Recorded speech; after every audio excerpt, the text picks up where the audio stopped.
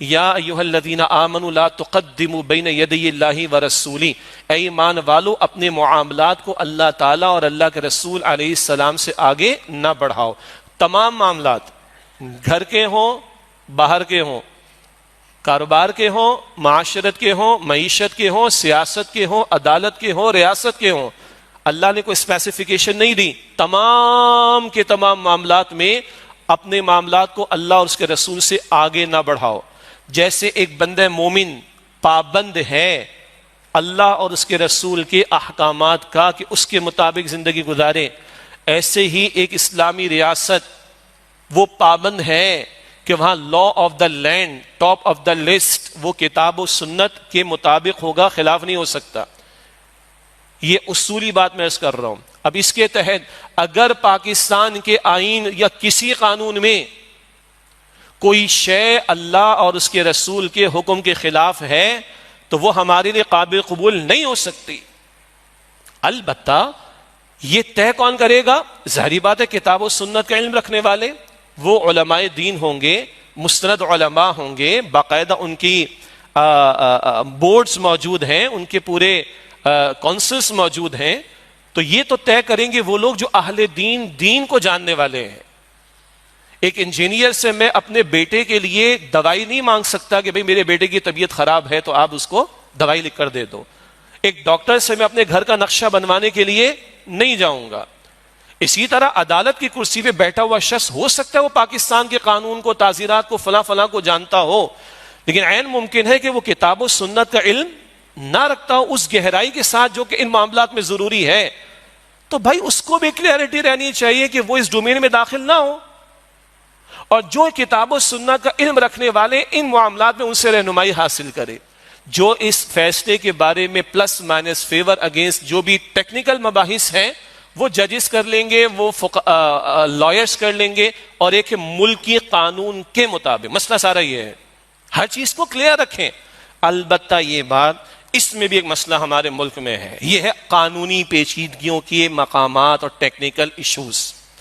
آئین میں لکھا ہوا، اس کا حوالہ بھی لوگوں نے دیا ہے، جناب مذہبی آزادی ہوگی، مذہب پر عمل کرنے کی آزادی ہوگی، اور اس کو پروپوگیٹ کرنے کی آزادی ہوگی، یعنی اس کی تبلیغ کرنے کی آزادی ہوگی۔ تو یہ جائیں علماء سے پوچھیں، اگر قانون میں، آئین میں یہ بات لکھی ہوئی ہے تو یہ اسلام سے ٹکراتی، یہ شریعت کی تعلیم سے ٹکراتی، اور شریعت کی تعلیم آپ نہیں، جو علماء دین، جو اہل دین، جنہوں نے دین سیکھا، دین پڑھا، ان سے معلوم کیجئے جا کر۔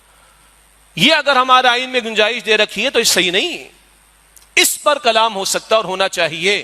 اب اگر ایک قادیانی یا کوئی قادیانی غیر اسلامی عقائد کا پرچار کر رہے ہیں تو درست نہیں ہے، یہ اس کی اجازت نہیں دی جا سکتی۔ اپنے گھر کے اندر رکھو، اپنے معبد خانے کے اندر رکھو، دیٹس اٹ۔ تو قادیانیوں کا معاملہ ڈیفرنٹ کیوں ہے؟ یہ وہ کہ جو رسول اللہ صلی اللہ علیہ وسلم کی ختم نبوت کے بعد اب کسی اور کو معاذ اللہ نبی تسلیم کرے جیسے کہ کرتے ہیں، تو یہ تو بہت بڑا ڈاکہ بھی ہے مسلمانوں کے درمیان رہ کر، اور یہ ارتداد ہے، اپوسٹیٹ ہو جانا، مرتد ہو جانا، اور اس کی سزا قتل تک بھی ہے۔ تفصیلات علماء سے پوچھیں۔ تو یہ ہے قادیانیوں کا خاص الگ مسئلہ۔ اور پھر اگلی بات کیا ہے؟ وہ اپنے عقائد کو کہتے ہیں تو اسلامی عقائد ہیں، معاذ اللہ اپنے جھوٹے نبی کو کہتے ہیں محمد رسول اللہ، معاذ اللہ اپنے جھوٹے نبی کے قریبی ساتھیوں کو صحابہ کہتے ہیں، معاذ اللہ، اور اسلامی شعائر اور سائنز اور سمبل اور علامات کو استعمال کرتے ہیں۔